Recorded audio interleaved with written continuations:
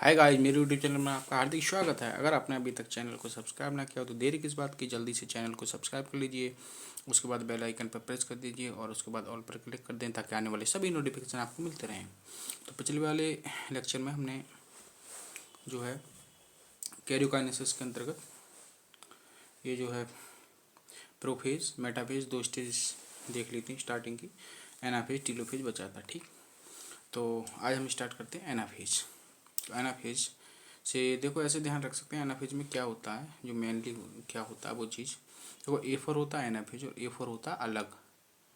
तो अलग मतलब इसमें अलग होने का काम होता है। जैसे अगर माइटोसिस की एनाफेज होगी या फिर मियोसिस सेकंड की एनाफेज होगी, मतलब एनाफेज सेकंड होगी, तो वहाँ पर क्रोमेटिड्स अलग होंगे, मतलब हिंदी में कहें तो अर्धगुणसूत्र अलग होंगे एक दूसरे से, ठीक।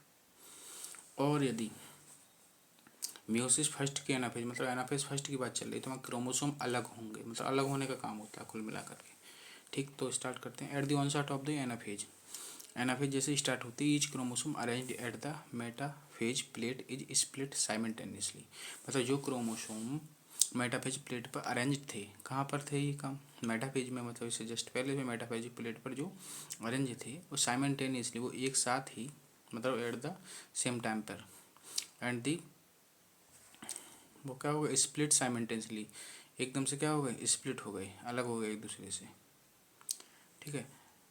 Eight the two end the two end the two daughter chromatids, daughter chromatids का मतलब होता है एक ही क्रोमोसोम के chromatid, now refer to as the daughter chromosomes of the future daughter nuclei begin their migration, उन्होंने स्टार्ट कर दिया अपना माइग्रेशन टू बार दी टू अपोजिट पोल। इनका कहने का मतलब है कि जो एक क्रोमोसोम के क्रोमेटिड थे, मतलब सिस्टर क्रोमेटिड, जो कि आने वाली फ्यूचर डॉटर न्यूक्लियाई के लिए क्या होने वाले थे, डॉटर क्रोमोसोम होने वाले थे, तो वो एक दूसरे अलग होना स्टार्ट हो गए और अपोजिट पोल पे जाना स्टार्ट हो गए, ठीक। जैसा कि अभी मैं दिखा रहा हूँ आपको,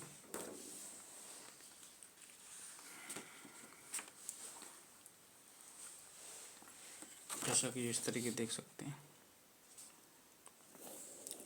जैसे ये सेल थे इस तरीके से, तो यहाँ पर इस तरीके से ये अरेंज थे क्रोमोसोम, ठीक है। तो उस पर जो सिस्टर क्रोमेटेड वाले इधर वाले इधर के पोल पे चले गए और इधर वाले इधर के पोल पे चले गए, मतलब एक क्रोमोसोम के क्रोमेटेड अलग अलग हो गए, ठीक। ये कहना चाह रहे हैं। और ये क्यों बोल रहे हैं कि फ्यूचर डॉटर न्यूक्लियाई के लिए ये क्रोमोसोम का काम करेंगे, क्योंकि वहाँ जाकर तो ये जो क्रोमेटेड होगा उसके लिए क्रोमोसोम का ही काम करेगा ना, ठीक है। क्योंकि वैसे भी क्रोमेटेड की हिंदी अर्धगुणसूत्र होती है, ठीक। जहाँ तक ये हो गया, जो भाई मैंने लिखा भी है, देखो यहाँ पे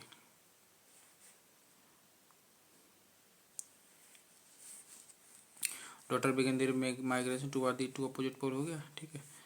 as each chromosome move away from the equatorial plate, जो कि इक्वेटोरियल प्लेट से दूर की तरफ जाते हैं, तो the centromere of the each chromosome remains directed toward the pole, तो इनका प्रत्येक का जो सेंट्रोमियर होती है, सेंट्रोमियर का मतलब जो मैंने कमर बोला था, तो वो क्या होती है, directed centimetre of the chromosome remain directed toward the pole and hence at the leading edge, leading edge का मतलब होता है आगे की तरफ, ठीक है। क्योंकि लीडर का मतलब क्या, लीडर आगे ही चलता है, लीड करने वाला, ठीक है। With the arms of the chromosome trailing behind, जबकि आर्म्स क्रोमोसोम की बिहाइंड होती है। देखो इसको रटने की कोई ज़रूरत नहीं, देखो इस वाले फिगर को देख सकते हैं, जैसे इस तरीके से ये है, ये एक मैंने मतलब एक क्रोमोसोम का एक क्रोमेटेड ले लिया एकदम से, जो अलग हो रहा है एकदम। तो यहाँ इस तरीके से काइनेटोकोर में स्पिंडल फाइबर फंसा करके ऐसे करके इसको हटाया जा रहा होगा, ठीक।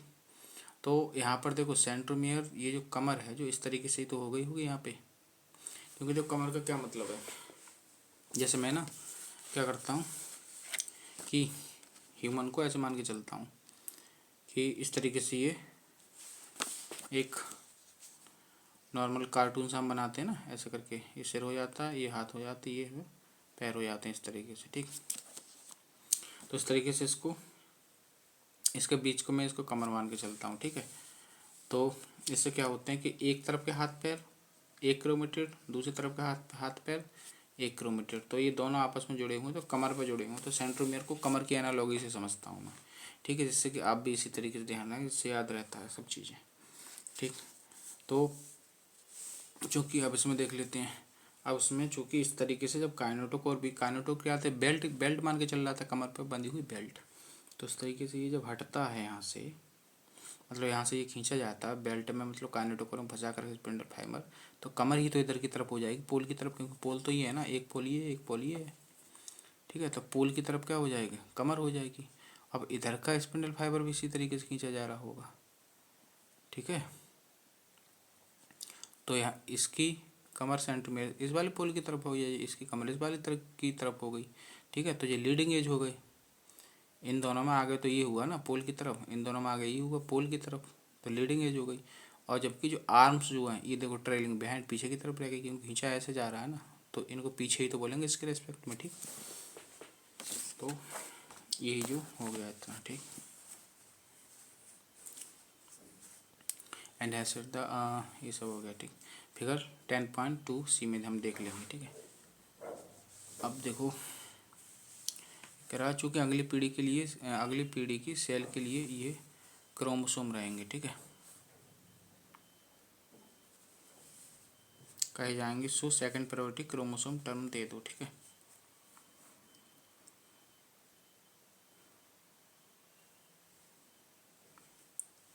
और ये बात अलग से ध्यान रखना, जैसे जो है इससे पहले मेटाफेज में जो मैंने बताया था, spindle fibre attach to kinetochores of the chromosome, तो इससे ये समझ में आता है। एंड खास बात, प्रत्येक क्रोमेटिड का अपना इंडिविजुअल काइनेटोकोर होता है, ये ध्यान रखना।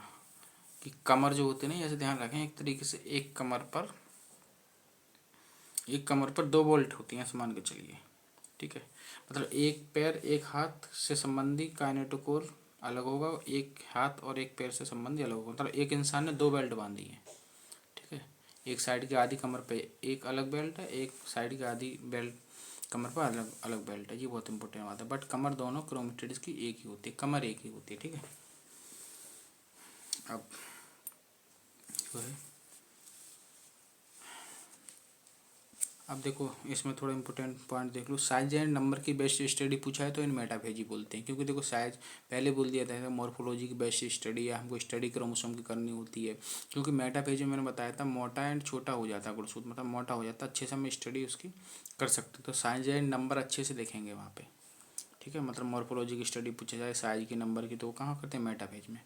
एंड शेप की बेस्ट स्टडी करना होता है तो एनाफेज में करते हैं। और शेप जो होता है, जैसे शेप मतलब आकृति, आकृति करते हैं एनाफेज में, तो ऐसे ध्यान रख सकते हैं।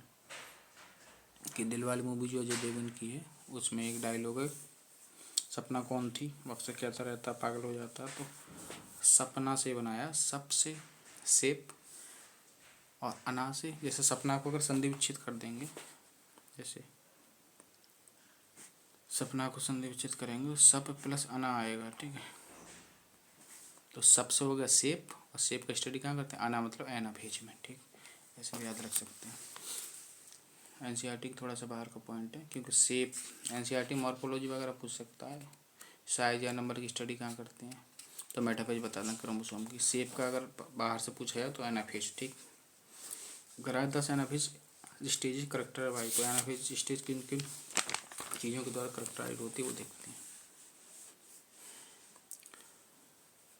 करेक्टराइज द फॉलोइंग की event, centromere split and chromatid separate, ये मैंने बताया ही था, एनाफेज के नाम से मैंने रिलेट कर दिया। कमर टूटी और जो क्रोमेटिड सेपरेट हो गया, मतलब एक है हाथ एक पैर, जैसे मान लो मेरा ही मान लो, एक हाथ एक पैर एक साइड चला गया, एक हाथ एक पैर एक तरफ चला गया, chromatids move to opposite pole, simple सी बात है भाई। जो एक हाथ एक पैर है वो दूसरे अपोजिट पोल पे जाने लगेंगे, इधर वाले नीचे की तरफ जाएंगे, ऊपर वाले ऊपर की तरफ। अर्धगुणसूत्र भी बोलते हैं क्रोमेटिड्स को हिंदी में। कंक्लूजन दैट इज की इवेंट्स में क्रोमेटिड्स का अपोजिट पोल पर जाना बोला है। ठीक है,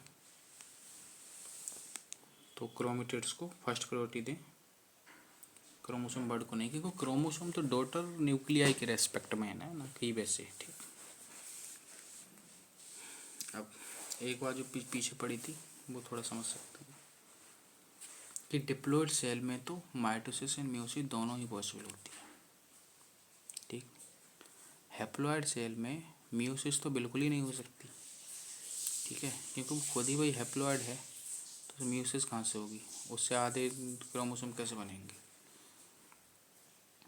हैप्लॉयड कंटेंट तो उसमें खुद ही है, ऐसा थोड़ी होगा कि गैमेट का भी मतलब कंट्रीब्यूशन आधा हो जाएगा, ठीक है। हैप्लॉयड सेल में केवल माइटोसिस, और वो भी केवल सम लोअर प्लांट्स में, सम सोशल इंसेक्ट में होती है। सोशल इंसेक्ट जैसे हनी बीज वगैरह, जो हम 12th के एनसीईआरटी में थोड़ी डिटेल में पढ़ेंगे हनी बी के बारे में, क्रोमोसोम वगैरह कैसे क्या होता है, ठीक है।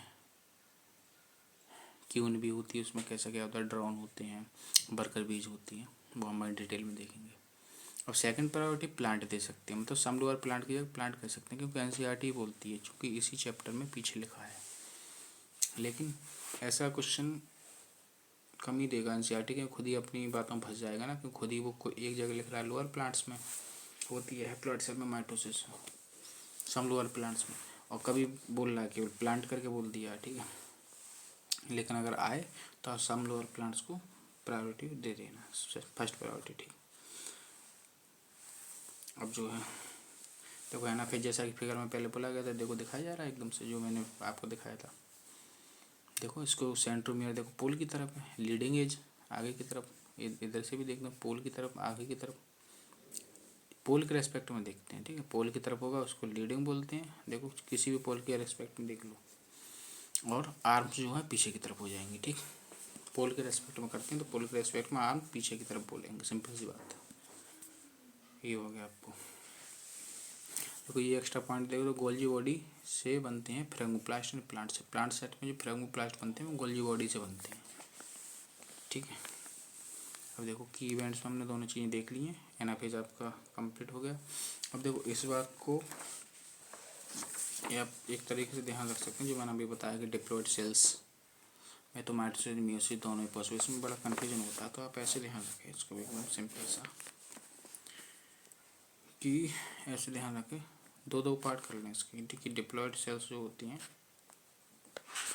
डिप्लॉयड सेल्स, उसमें माइटोसिस भी होगा और मियोसिस भी होगा, कोई कन्फ्यूजन नहीं है, ठीक है। लेकिन जो हैप्लॉयड सेल्स होंगे उनमें माइटोसिस कुछ में होगा, कुछ का मतलब समझ रहे हो, जैसे कुछ प्लांट बोलना, सम लोअर प्लांट्स को भी, कुछ में भी लोअर प्लांट्स वाले, और सम सोशल इंसेक्ट, ठीक। और मियोसिस कभी नहीं होगी, मियोसिस कभी नहीं होगी, तो ऐसे ध्यान रख सकते हैं। डिप्लॉयड की बात आती है तो माइटोसिस भी एकदम बिंदास होता है, मियोसिस भी बिंदास होता है, ठीक। वो चीज़ अलग है कि माइटोसिस ज़्यादा डिटेल मत जाओ, बस अभी इतना ही ध्यान रखो कि डिप्लॉयड सेल्स में माइटोसिस भी बिंदास होता है, मियोसिस भी होता है, लेकिन हैप्लॉयड सेल में माइटोसिस होता है वो भी कुछ में, और मियोसिस तो बिल्कुल नहीं होता, बस बात खत्म। इस बात को नोट कर लेना, कन्फ्यूजन नहीं होगा,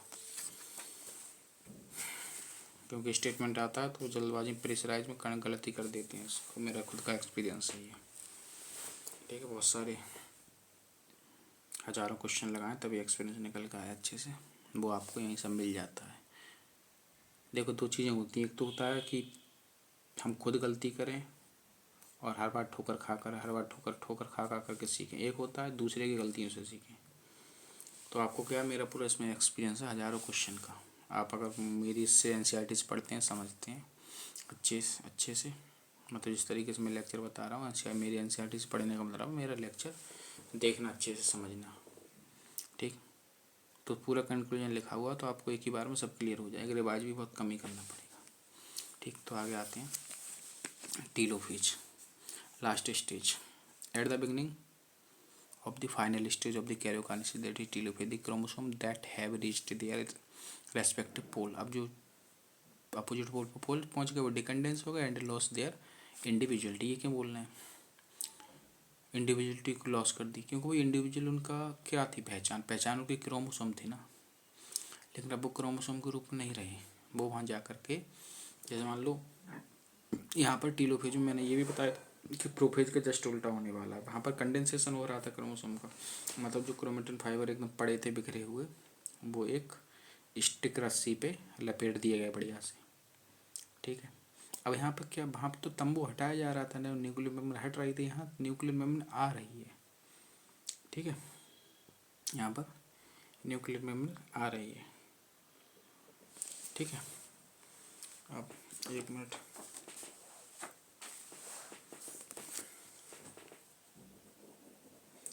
अभी मैं आपको अच्छे से बता रहा हूँ इसके बारे में।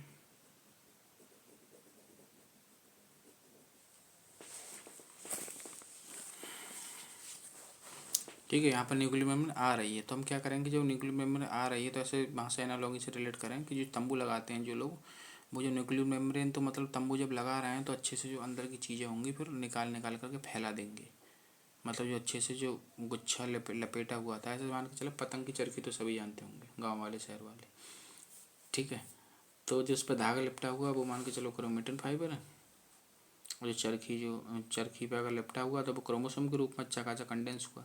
लेकिन अगर वो धागा उस पर से खोल लिया जाता है, मतलब उसको अनबाइंड कर दिया जाता है, तो वैसे फैला पड़ा होगा तो वो काम हो जाता है टीलोफेज में, मतलब डीकंडेंस हो जाता है। डी मानी उल्टा होता है ना, किसी का डी वर्ड लग जाता है, अन वर्ड लग जाता है, ए लग जाता है जनरली, तो उसका मतलब हो जाता है जस्ट उल्टा। तो कंडेंस और डीकंडेंस तो कंडेंस का उल्टा मतलब फैल गए वो सब धागे के रूप में। The individual chromosome can no longer be seen. अब इंडिविजुअल क्रोमोसोम हमें देखने को नहीं मिलेंगे, and each set of chromatin material tends to collect at each of the two pole. अब यहाँ रियल में क्रोमेटिन मटेरियल कलेक्ट हो रहा है, ना कि क्रोमोसोम। ठीक है, फिगर 10.2 डी, देखो टीलोफेज में दिखाया गया है साफ साफ। देखो इस तरीके से ये क्रोमेटिन मटेरियल इकट्ठे हो रहे हैं और न्यूक्लियर मेम्ब्रेन आ गई है उसके चारों तरफ। ठीक है, this is the stage which shows the following की इवेंट्स। इसमें फॉलोइंग की इवेंट्स दिखाए जा रहे हैं, जैसे क्रोमोसोम्स क्लस्टर हो जाते हैं एट अपोजिट स्पिंडल पोल पे, and their identity is lost as discrete elements के रूप में, मतलब वो धागे के रूप में फैल गए ना। ठीक है, क्रोमेटिन मटेरियल के रूप में फैल गए। ठीक है, और क्रोमोसोम्स, अब दैट इज टीलोफेज में तो क्रोमोसोम बोलना सही का मतलब ये है डॉटर न्यूक्लियाई के रेस्पेक्ट में ये बोला जा रहा है, ध्यान रखना। क्रोमोसोम क्लस्टर हो गए एट अपोजिट स्पिंडल पोल पर एंड देयर आइडेंटिटी लॉस्ट, या ऐसे बोल सकते हैं कि पहले तो वो क्रोमोसोम ही थे, है ना। जस्ट टीलोफेज से जस्ट पहले की बात की जाए तो वो वहाँ जा कर के एकदम इकट्ठे हुए, जैसे इकट्ठे हुए वहाँ एकदम से भी डिकंडेंस होना स्टार्ट हो गया, तो इसलिए जस्ट एकदम जाने की कंडीशन के हिसाब से इसको क्रोमोसोम बोल दिया। ठीक, nuclear envelope develops around the chromosome. अब वहाँ हटती थी, यहाँ आ गई, तंबू लगा लिया ना, तो न्यूक्लियर एनवेलप क्या होगा, डेवलप हो गया अराउंड दी क्रोमोसोम। ठीक है, तो ये जो है डेवलप हो गया। ठीक है, इसके चारों तरफ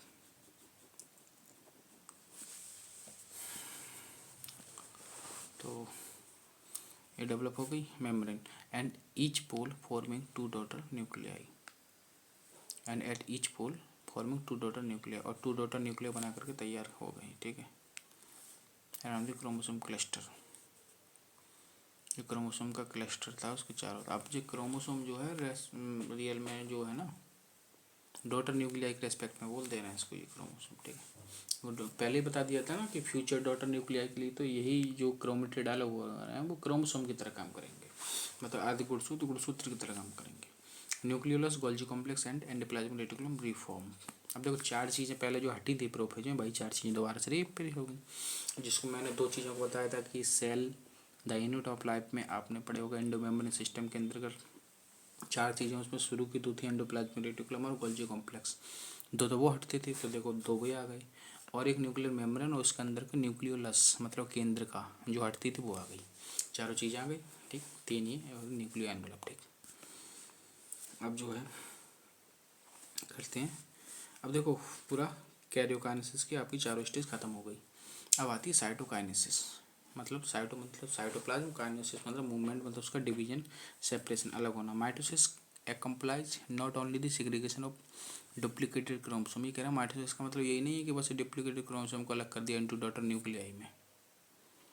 ठीक है, कि जिसको कैरियोकाइनेसिस कहते हैं, but the cell itself is divided into two daughter cells by the separation of the cytoplasm. ये कह रहे हैं कि सेल जो है it's will divided two daughter cells में बाय द सेपरेशन। साइटोप्लाज्म का भी वही सेपरेशन होता है, called cytokinesis, at the end of which cell division gets complete. और जब साइटोकाइनेसिस भी हो जाता है तभी सेल डिवीजन कंप्लीट माना जाता है। फिगर 10.2 देखो ये दरअसल इसमें साइटोकाइनेसिस दिखाया गया है, लेकिन इसका जस्ट पहले का दिखाया जाना चाहिए, लेकिन इसके जस्ट बाद का स्टेज दिखाया गया है, मतलब इंटरफेज। इसका मतलब कि साइटोकाइनेसिस भी जस्ट कंप्लीट हो गई। आपको जैसे भी कह सकते हैं, क्योंकि पहले जो है चूँकि 10.2 para that is M phase के फर्स्ट पैरा के एंड में लिखा ही है कि सेल डिवीजन एक प्रोग्रेसिव प्रोसेस है, पहली clear cut line various stage के बीच नहीं खींची जा सकती। हम ये नहीं कह सकते कि एकदम बस जस्ट इस पॉइंट पे एकदम से साफ साइटोकाइनेसिस खत्म हो गई, इस पे इंटरफेज स्टार्ट हो गई। इसलिए ये फिगर में थ्योरी में जानकारी दे रहा है साइटोकाइनेसिस के बारे में, लेकिन फिगर दिखा दिया इंटरफेज का। इससे ये बात समझ में आती है पूरी तरीके से कि वेरी क्लियर कट लाइन नहीं खींची जा सकती। ठीक है, ठीक। तो यहाँ थोड़ा ये एक्स्ट्रा पॉइंट देख लेते हैं, अलग का है वैसे लेकिन है आपके काम का ही। ठीक है, ओवरी से फ्रूट बनता है, ओव्यूल से सीड, और सेल प्लेट से मिडिल लेमिला। ये दरअसल यहाँ इसलिए नोट कर लिया है क्योंकि सेल प्लेट ही फ्यूचर में मिडिल लेमिला बनती है। वो चीज़ यहाँ पर आएगी अभी, इसी में आएगी, इसी पैरा में। तो मैंने रिलेट करके लिख दिया है कि सेल प्लेट से मिडिल लेमिला, तो उसी तरीके से ओवरी से सीड बनता है, ओवरी से फ्रूट बनता है। ठीक, फ्यूचर का एक साथ रिवाइज हो जाती हैं ऐसी चीज़ें। ठीक, अब जो है इंटर रिलेट करके, क्योंकि हमारे ब्रेन की टेंडेंसी होती है एक जैसी चीज़ें हम पूरे हर जगह से इकट्ठा कर करके, अगर ये शॉर्ट नोट्स पे ऐसे बनाया करो तो रिलेट हो जाती हैं, भूलते नहीं हैं ऐसे। ठीक, मेमोरी को स्ट्रॉन्ग करने के एक तरीके में आता है ये। अब देखो इसमें जो है मेमोरी वगैरह से रिलेटेड मेरी एक प्ले लिस्ट भी है, इम्प्रूव योर सेल्फ सीरीज, उसमें आप देख सकते हैं काफ़ी। उसमें मेडिटेशन कितने घंटे सोना चाहिए, सब साइंटिफिक अच्छे से कितने घंटे पढ़ना चाहिए, किस हिसाब से स्मार्टली पढ़ना चाहिए, कौन सा मेथड बेस्ट होता है स्टडी का, वो सब उसमें वीडियोस पड़ी हुई हैं, आप जाके देख सकते हैं। तो यहाँ पर हमने यहाँ तक देख लिया था कि सेपरेशन ऑफ साइटोप्लाज्म का cytokinesis. Figure 10.2 in an animal cells this is achieved by the appearance of the furrow in the plasma membrane. ये कह रहे हैं कि जो साइटोकाइनेसिस होती है वो एनिमल सेल में कैसे होती है कि प्लाज्मा मेम्ब्रेन में फरो बन जाती है। फरो का मतलब क्या होता है, गड्ढा सा। ठीक है, जैसे आप इसमें समझ सकते हैं इस वाले फिगर में ये चीज़। जैसे मान लो ये सेल है, तो इसमें क्या होता है, बाहर से प्रेशर लगाया गया, इधर से प्रेशर लगाया गया, इधर से प्रेशर लगाया गया, तो इस तरीके से ये गड्ढा बना। ठीक है, सिंपल सी बात है, फुटबॉल मान के चलो। और एनिमल सेल का मतलब मान के चलो कि फुटबॉल की बाल बहुत कमज़ोर सी है, पतली सी, बस पन्नी की बनी हुई है। ठीक है, या आपने देखा होगा कुछ मेलों वगैरह में क्या होता है कि बिल्कुल पतली पतली बाल वाली फुटबॉल टाइप के ऐसे गुब्बारे टाइप के होते हैं, या गुब्बारा मान के चल लो इसको। ठीक है, सिंपल सी बात है, बैलून मान के चल लो एनिमल सेल के केस में। अब जब इधर से ऐसे कर प्रेशर मारेंगे, इधर से प्रेशर मारेंगे, तो इसको फील कर पा रहे हो ना, ऐसे करके और ज़्यादा प्रेशर करेंगे तो ऐसे करके ये गड्ढा बनता चला जाएगा, और ज़्यादा ऐसे इधर से। अब फाइनली आके ऐसे करके मिल जाएगा। और मान लो खूब ज़्यादा प्रेशर लगा तो बीच की दीवार अगर फट जाए तो ये अलग अलग हो जाएंगे ना दोनों, तो ये पूरी तरीके से इस तरीके से ये अलग अलग हो जाती हैं। तो ये तरीका चलता है एनिमल सेल में। अब फरो वाला क्यों चलता है कि वही केवल प्रेशर बाहर से लगाने से काम चल सकता है, क्योंकि एनिमल सेल में सेल वाल होती नहीं, मतलब मजबूती बहुत ज़्यादा होती नहीं, तो हम बाहर से ही प्रेशराइज कर करके उसको दो भागों में तोड़ सकते हैं। मतलब गुब्बारे का केस ये तो हो गया एनिमल सेल का केस। ठीक है, दी फरो ये लिखा है ना एनिमल सेल में, ये हो गया। The furrow gradually deepens, furrow जो धीमे धीमे गहरी होती आती है, ultimately joins in the centre dividing the cytoplasm into the two. यही मैंने आपको अभी फिगर से समझाया था। Plant cells however are enclosed by a relatively inextensible cell wall. Plant cells ये कह रहे हैं चूँकि भाई रिलेटिवली ज़्यादा एक्सटेंड नहीं कर सकती, मतलब थोड़ा मजबूत वाली चीज़ की बनी हुई तो होती है, जिसको सेल वाल कहते हैं। Therefore they undergo cytokinesis by different mechanism, इसलिए इनका साइटोप्लाज्म जो अलग होने के मैकेनिज्म होती है वो थोड़ा डिफरेंट होती है। कह रहे हैं इन प्लांट सेल में क्या होता है, wall formation starts in the centre of the cell and grows outward. इसमें क्या होती है, देखो वहाँ क्या हो रहा था, बाहर से अंदर की तरफ बन रही थी, या अंदर से बाहर। देखो एक टर्म और भी यूज़ करते हैं, एनसीईआरटी ने सीधे सीधे नहीं लिखा है, लेकिन पूछ लिया जाता है। और सिंपल सा ये फिजिक्स में हमने 2 फोर्स पढ़े होंगे, सेंट्रीपिटल और सेंट्रीफ्यूगल। जैसे कोई अगर गोल गोल घूमता है, सर्कुलर मोशन कर रहा होता है, तो सेंट्रीपिटल फोर्स की रिक्वायरमेंट होती है, तो अंदर की तरफ सेंट्रीपिटल लगता है और बाहर की तरफ इक्वल अमाउंट में ही हम सेंट्रीफ्यूगल बोलते हैं। ठीक, तो दरअसल एनिमल सेल में हो क्या रहा है, उसमें अंदर से बाहर लग रहा है या बाहर से अंदर? अभी बाहर से तो अंदर लग रहा है, मतलब सेंटर की तरफ लग रहा है, मतलब ये तो सेंट्रीपिटली बोलते हैं। तो सेंट्रीपिटली फॉर्म का साइटोकाइनेसिस कहाँ होता है? एनिमल सेल में।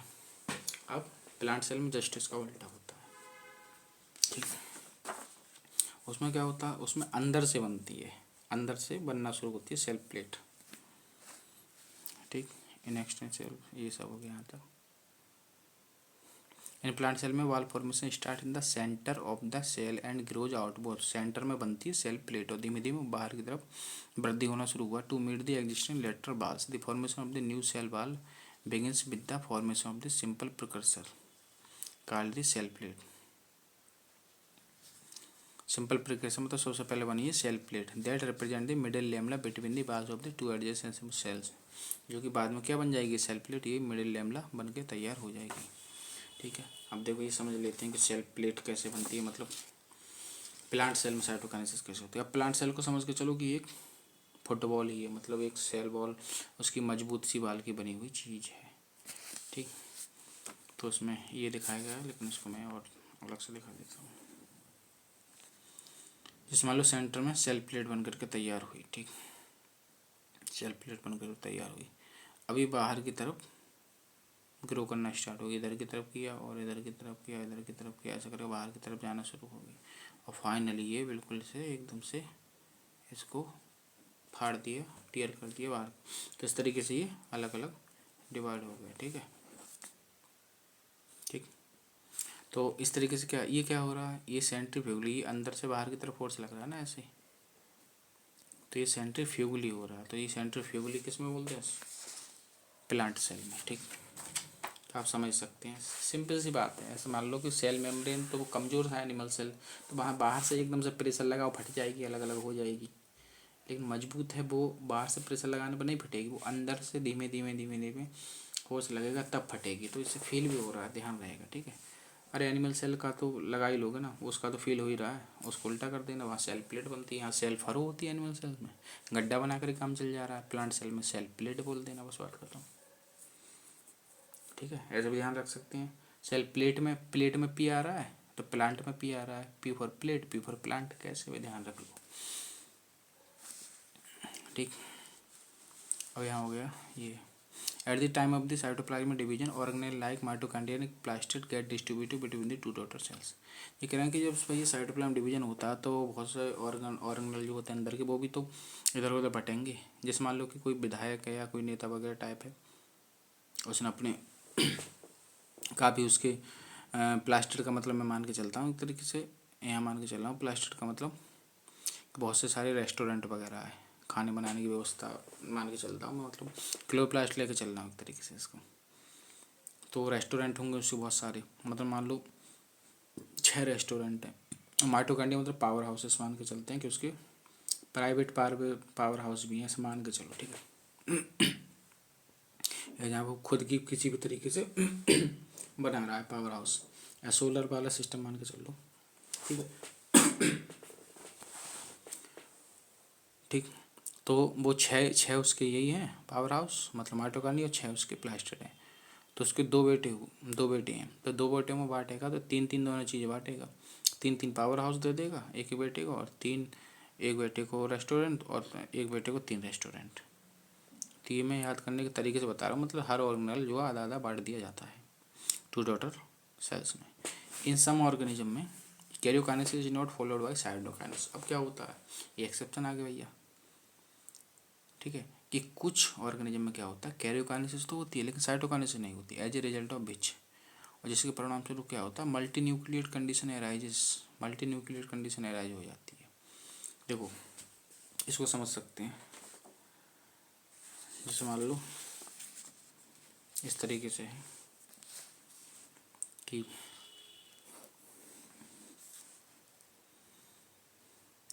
जैसे मान लो साइटोकाइनेसिस तो हुई, या ऐसा आप एनसीईआरटी की फिगर से समझ लो, इसी से टेलोफेज वाले से, ठीक है। यहाँ तक ये कैरियोकाइनेसिस हो गई है। अब देखो ये डॉटर न्यूक्लियाई हो गए, ठीक है, अलग अलग।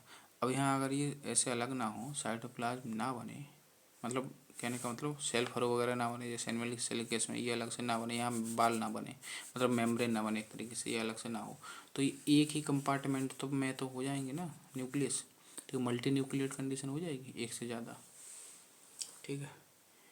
क्योंकि इंग्लिश के अकॉर्डिंग हम सोच के चलते हैं, ज़्यादातर एक से ज़्यादा को मल्टी ही बोलते हैं, ठीक है। ये संस्कृत नहीं है कि एक वचन दो वचन और बहुवचन, इंग्लिश के अकॉर्डिंग मान के चलते हैं एक से ज़्यादा कोई चीज़ होती है तो उसे मल्टी बोलते हैं, ठीक है।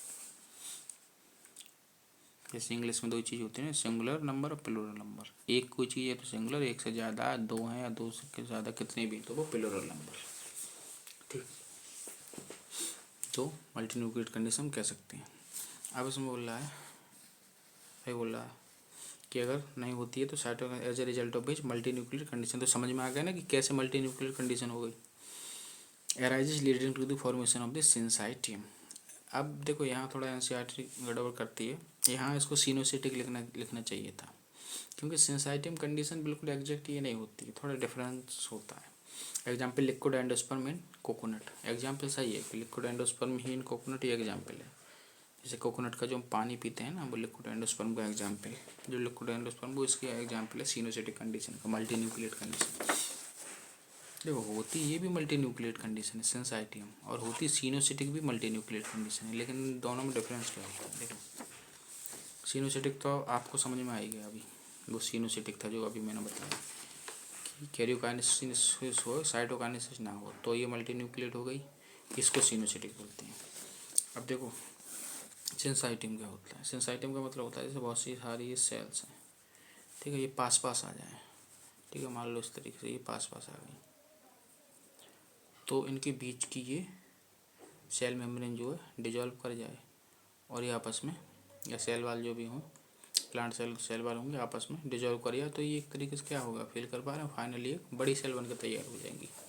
तो ये है सिंसाइटियम, जैसे उसका नाम भी बता रहा है, सिन माने जुड़ करके, साइटियम मतलब उसके साइटोप्लाज्म आपस में जुड़ करके नई सेल बन गई। अभी तो मल्टी न्यूक्लिएट कंडीशन आ जाएगी, क्यों, क्योंकि देखो भाई ये सेल है, इनका अपना न्यूक्लियस होगा, इसका अपना, इसका अपना, इसका अपना, ठीक है।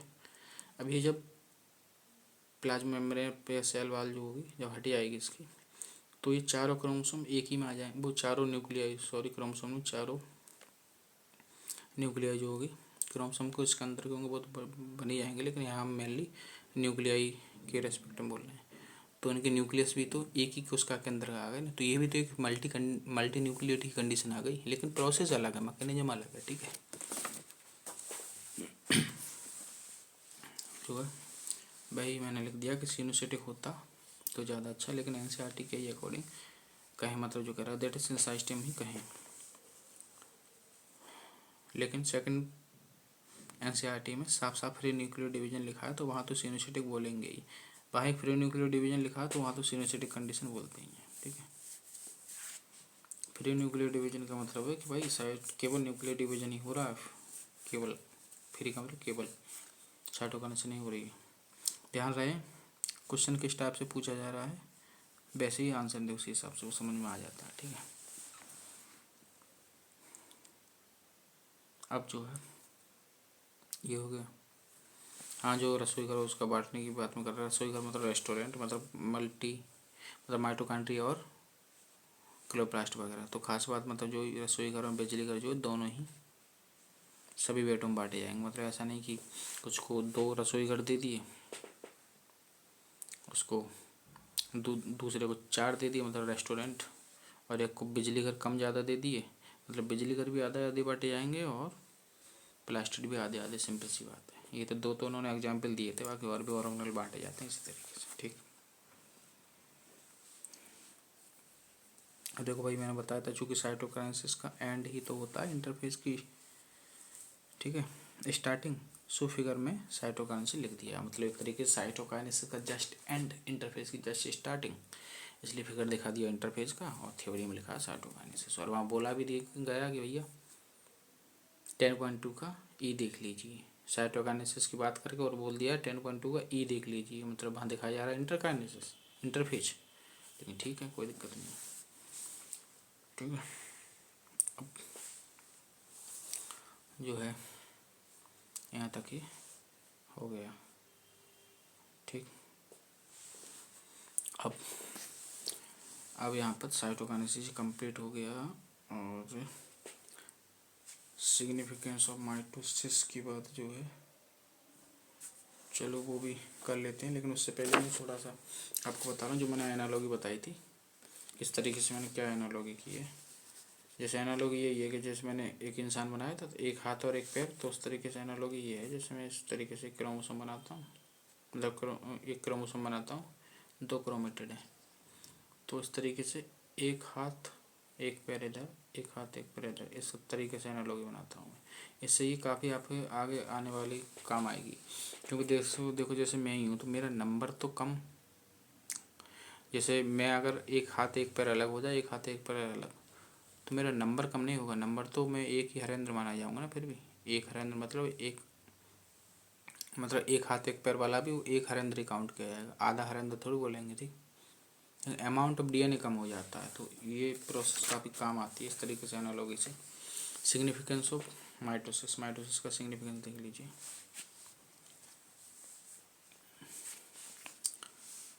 माइटोसिस और द इक्वेशनल डिवीजन, जैसे इसमें मान लीजिए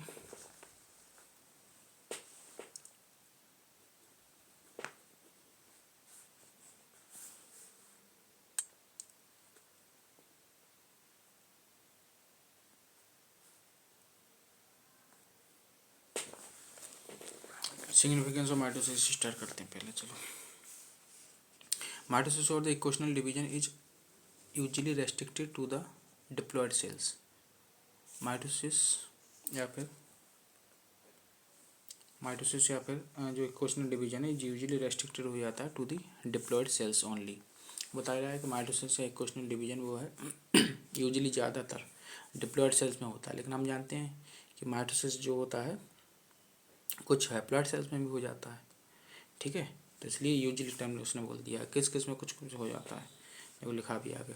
how in some lower plants and in some social insect haploid cells also divide by mitosis. भाई जो बात मैंने लिखी वही सब है।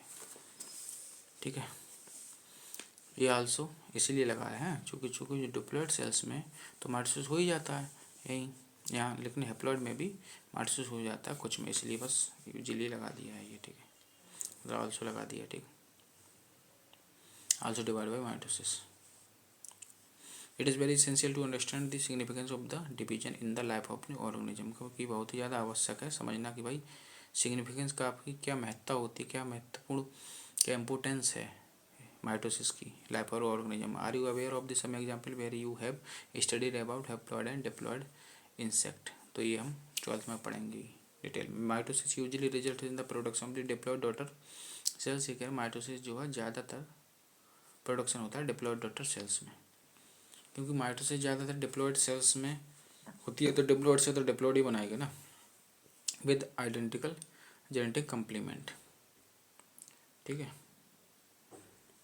आइडेंटिकल जेनेटिक कम्प्लीमेंट का मतलब है नंबर सेम, क्योंकि नंबर सेम है ना। ठीक, that is the growth of the multi cellular organism due to mitosis. जो ग्रोथ होती है ना हमारे बॉडी में वो भी सब माइटोसिस के द्वारा होती है। Cell growth results in disturbing the ratio between the nucleus and the cytoplasm. जब सेल ग्रोथ होती है तो दरअसल वो न्यूक्लियस और साइटोप्लाज्म का रेशियो को डिस्टर्ब करती है। मतलब क्या, मतलब जब सेल ग्रोथ हो रही है तो साइटोप्लाज्म का अमाउंट बढ़ता जाता है, तो इस एक तरीके से NYC का कहा जाए तो NYC में मतलब C बढ़ रहा है तो NYC रेशो क्या होगा, कम हो जाएगा। ठीक है, तो इस तरीके से, और ये रीजन भी स्टार्टिंग में बताया गया था कि सेल डिवाइड ही क्यों करती है, क्योंकि NYC रेशो बिगड़ जाता है तो उसको मेंटेन करने के लिए सेल डिवाइड करती है। NCERT के अकॉर्डिंग यही बोलना। ठीक है, it therefore becomes essential for the cell to divide to store the nucleocytoplasmic ratio. मतलब उसको मेंटेन करने के लिए, रीस्टोर करने के लिए फिर दोबारा से वो जैसे डिवाइड करेगी तो साइटोप्लाज्म फिर आधा हो जाएगा, साइटोप्लाज्म जो बड़ा था वो कम हो गया तो दोबारा से मैनेज हो जाएगा। Very significant contribution of mitosis is cell repair. बहुत ही ज़्यादा सिग्निफिकेंट कंट्रीब्यूशन पूछा जाए तो माइटोसिस का क्या है, सेल रिपेयरमेंट है। ठीक है, जो डैमेज वगैरह हो जाती है सेल में वो रिपेयरमेंट है। The cells of the upper layer of the epidermis जैसे नहाते वगैरह हैं तो देखते हैं कि जो मैल छूटता है, तो वो दरअसल मैल तो वो गंदगी होती है ऊपर वाले के साथ, लेकिन उसमें साथ में जो ऊपर की स्किन की ऊपर की लेयर होती है वो छूटती रहती है। सेल्स ऑफ दी लाइनिंग, तो साथ में जब गंदगी भी होती है तो हमें गंदा दिखाई देता है। सेल्स ऑफ दी लाइनिंग दी गट, वैसे ही जो हमारे एलिमेंट्री कैनाल के अंदर की लाइनिंग है उसकी भी सेल्स जो है लगातार इस तरीके से हटती रहती हैं, तो हटेंगी तो वहाँ पर माइटोसिस के द्वारा दोबारा सेल रिपेयरमेंट होकर के नई बनती रहती हैं। And blood cells are being constantly replaced, जैसे आरबीसी होती है 120 डेज होता है, हम जानते हैं उसका लाइफ स्पैन, तो नई बनती रहती हैं। Mitosis division in the meristematic tissue, अब जो मेरिस्टेमेटिक टिश्यू पढ़े थे, जो हम पढ़े थे क्या मतलब उसमें जो है मेरिस्टेमेटिक टिश्यू पढ़ेंगे एनाटॉमी वाले चैप्टर में, तो वो प्लांट में पाए जाते हैं। The apical and intercalary, the apical lateral cambium, बहुत सारे होते हैं उसमें सब, वो सब मेरिस्टेमेटिक होते हैं। Result in the continuous grow of the plant, plant की हम कहते हैं कि ग्रोथ लगातार होती है उसके जीवन भर, वो इन्हीं की वजह से होती है। Plant through out their life, ठीक है। तो यहाँ पर एनसीईआरटी ने क्वेश्चन तो पहले ही पूछ लिया था, लेकिन मैंने आपको बता दिया था कि ये सब पूछा था कि प्लांट में कौन से ऐसे सेल होती हैं, किस हिसाब से या वो डिवाइड करती है, एनिमल क्यों नहीं डिवाइड करती है, ये सब मैंने आपको बता दिया था। लेकिन इसके बारे में एनसीईआरटी बात बाद में कर रही है, लेकिन जो है मैंने तो आपको समझा ही दिया था, ठीक। तो ये इसका सिग्निफिकेंस हो गया। अब ये सब वही बात लिखा, चूँकि यूजुअली डिप्लॉयड सोमेटिक सेल्स में तो माइटोसिस होती है ना, तो डिप्लॉयड से डिप्लॉयड तो बनेंगे ही, बस कुछ लोअर प्लांट्स हैं, कुछ सोशल इंसेक्ट, ये हैप्लॉयड में होती है माइटोसिस, ठीक है। इसलिए जब उनमें माइटोसिस होगी बनेगी तो हैप्लॉयड से हैप्लॉयड बनेंगे ऑब्वियसली, क्योंकि हैप्लॉयड में माइटोसिस से हैप्लॉयड, सिंपल सी बात है। माइटोसिस का मतलब क्या, नंबर तो थोड़ी कम होता है उसमें क्रोमोसोम का, तो हैप्लॉयड से हैप्लॉयड बनेंगे, डिप्लॉयड से डिप्लॉयड बनेंगे, सिंपल सी बात है। लेकिन ज़्यादातर डिप्लॉयड बनती है क्यों बोल देते हैं, क्योंकि ज़्यादातर होती ही माइटोसिस डिप्लॉयड सेल्स में, हैप्लॉयड सेल्स में तो बहुत कम लोअर केसेस में होती है ना, जैसे सम लोअर प्लांट्स और सम सोशल इंसेक्ट, ठीक। तो ये सब हो गया, सिग्निफिकेंस हो गया अच्छे से। हाँ ये थोड़ा समझ लो। इक्वेशनल डिवीजन क्यों बोला, चूँकि पेरेंट एंड डॉटर न्यूक्लियाई दोनों में ही 50 kg के वन एक तरीके से इसको कह सकते हैं। इसको मेरे एग्जाम्पल से ध्यान रखो तो ज़्यादा अच्छा रहेगा। मैंने जब अपना एग्जाम्पल दिया है तो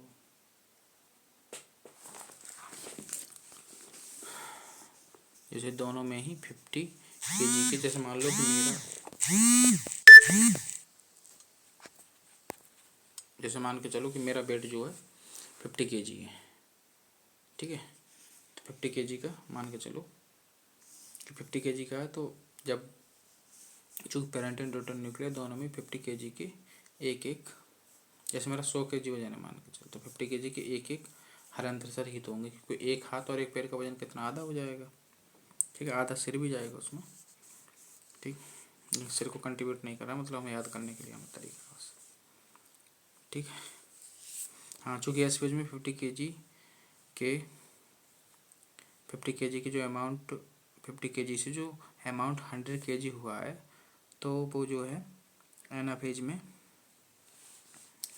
जो एनाफेज में वो वर्टिकल जो आधी बॉडी अलग होने से 50 kg ही तो गया था ना, और ईच पोल पर आधे आधे कटे हुए एक तरीके से जो है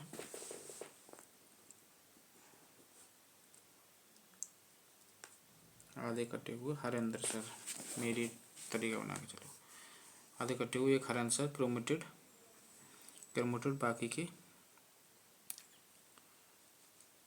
रीऑर्गेनाइज कर लेते हैं, ठीक है। तो फ्यूचर सेल के लिए एक chromatid that is number same, क्योंकि एक हाथ और एक पैर है तो वो भी तो एक ही नंबर गिना जाएगा ना, उसको हम आधे हरेंद्र से नहीं बोलेंगे, ठीक है।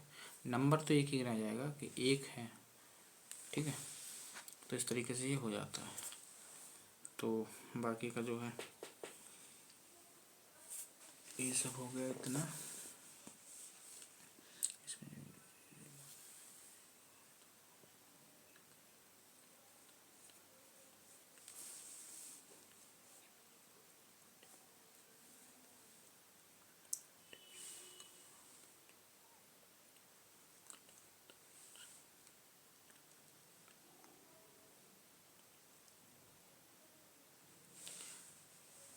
ठीक है, अभी हो गया आपका पूरा।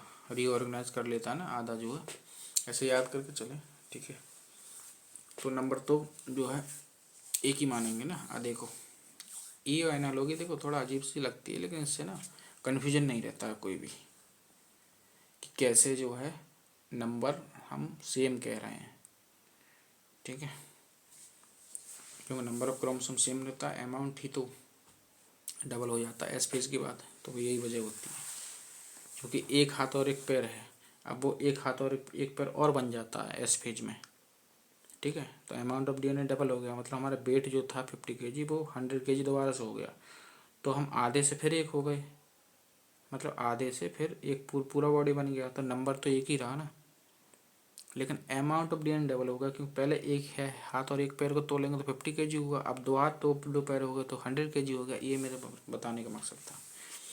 ठीक, बाकी जो है वीडियो अच्छे इसके क्वेश्चन जरूर लगाएं, क्योंकि क्वेश्चन लगाने से आपको चीज़ें क्लियर होंगी ज़्यादा, क्योंकि ये थोड़ा कंसेप्चुअल समझने वाला चैप्टर है। क्योंकि एनालॉग मैंने इसलिए लिए क्योंकि कुछ चीज़ें चैप्टर ऐसे होते हैं जो हमको दिखता है डेली बेसिस पे, आंखों से दिखता है, वो चीज़ें याद रहती हैं। लेकिन ये चीज़ें सब माइक्रोस्कोप पे लेवल की बात चल रही है।